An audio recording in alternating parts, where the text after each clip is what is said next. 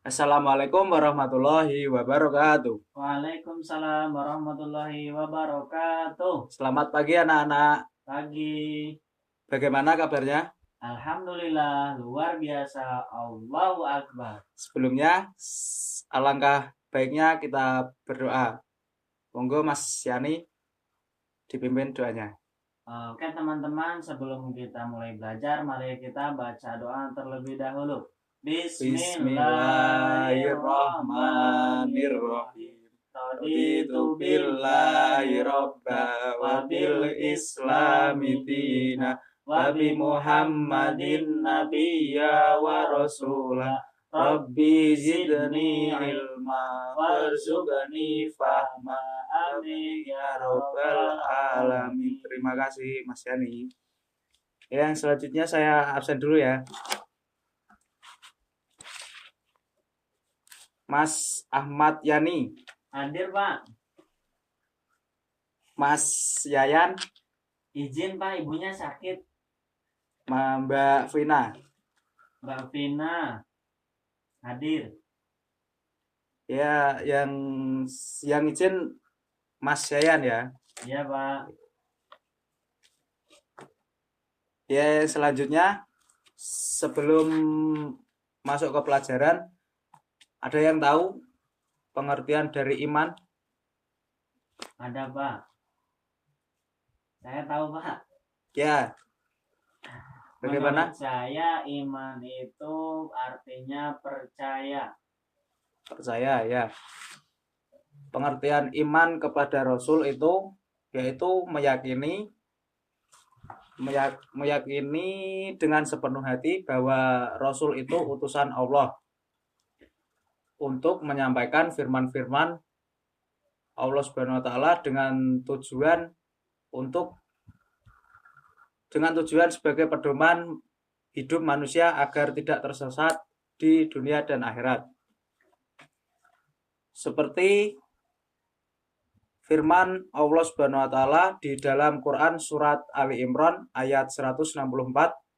Coba Mas Yani dibaca Quran surat Ali Imran ayat 164. Ayat berapa Pak? Ayat 164. Ya. A'udzu billahi minasyaitonir rajim. Bismillahirrahmanirrahim. لقد من الله على المؤمنين إذ بعث فيهم رسولا من أنفسهم يتلو عليهم آياته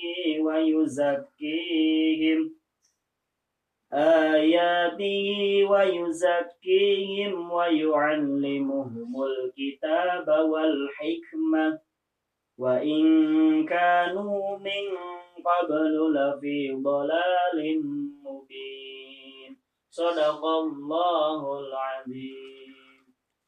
Ya, penjelasan dari ayat tersebut yaitu Allah Subhanahu wa taala mengutus rasul dari kalangan manusia sehingga dapat menjadi tauladan atau contoh kepada umat Islam. Umat Islam juga wajib mengimani 25 rasul, tidak hanya Nabi Muhammad SAW. Yang selanjutnya tugas para rasul. Tugas para rasul itu yaitu memperbaiki keadaan kaumnya yang tersesat. Yang secara terperinci tugas dari rasul yaitu sebagai pembawa tauhid. Sebagai pembawa tauhid, rasul diutus oleh Allah Subhanahu wa taala untuk meluruskan tauhid yang sesat di kalangan umatnya. Dan sebagai pembawa peringatan kepada hamba yang melakukan sifat tercela, dan sebagai pembawa peringatan bahwa hamba-hamba yang melakukan sifat tercela itu akan mendapatkan imbalan berupa neraka. Begitu sebaliknya, sebagai pembawa kabar gembira bahwa Allah Subhanahu wa taala akan memberikan imbalan surga bagi hamba-hambanya yang taat kepada Allah Subhanahu wa taala. Dan selanjutnya sifat-sifat Rasul Allah. Ada yang tahu sifat-sifat Rasul ada berapa? Tahu Pak? Ya, Mas Yani, ada berapa?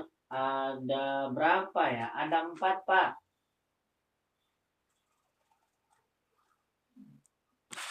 Ada 3 ya, Mas. Sifat Rasul Allah ada 3. Itu sifat keseluruhan berarti Bukan sifat wajib ya Pak? Ya, sifat berarti kan ada 3, ada sifat wajib, sifat muhal sama sifat wenang Pak. Ada 3 benar Pak. Lupa maaf Pak. Iya. Sifat Rasul adalah yang pertama ya, sifat wajib Rasul Allah ada 4, yakni yang pertama sifat sidik yang bermakna benar. Segala sesuatu perkataan Rasul itu berupa kebenaran. Tidak mungkin perkataan Rasul itu berupa kesalahan. Yang kedua, sifat wajib amanah, yang artinya Rasul dapat dipercaya. Yang ketiga, tabligh yang berarti menyampaikan dalam hal ini seorang Rasul akan menyampaikan wahyu-wahyu Allah apa adanya dan tidak ditambahi atau dikurangi sedikit pun. Yang keempat, fatonah yang artinya cerdas. Rasul itu seorang yang cerdas. Tidak mungkin Rasul itu pelupa ataupun pikun ya. Yang selanjutnya sifat mustahil. Sifat mustahil Rasul yaitu sifat yang tidak mungkin dimiliki oleh Rasul itu. Sifat mustahil Rasul juga ada 4, yakni kazib yang artinya dusta. Seorang Rasul tidak mungkin memiliki sifat dusta dalam kehidupan sehari-hari, apalagi di depan umatnya. Yang kedua, hianat yang artinya tidak dapat dipercaya. Yang ketiga, hitman menyembunyikan yang artinya menyembunyikan wahyu-wahyu yang diberikan oleh Allah Subhanahu wa taala kepada umat Islam. Yang terakhir,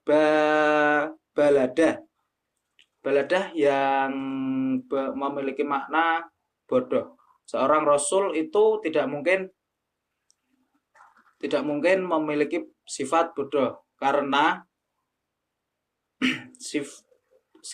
Rasul jika memiliki sifat bodoh maka akan diatur dan dipermainkan oleh umatnya. Yang terakhir, sifat jaiz. Sifat jaiz Rasul yakni arodul basariyah.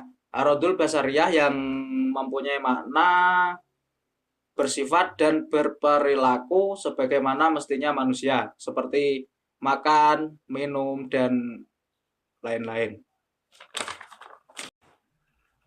Hikmah beriman kepada Rasul Allah Subhanahu wa taala. Dari pembelajaran ini, hikmah yang dapat kita ambil dari beriman kepada Rasul Allah yaitu meneladani sifat mulia para nabi dan rasul, seperti bersikap adil, jujur, bersabar, dan keteguhan Rasul dan semangatnya dalam berdakwah dalam menegakkan ajaran-ajaran Allah Subhanahu wa taala.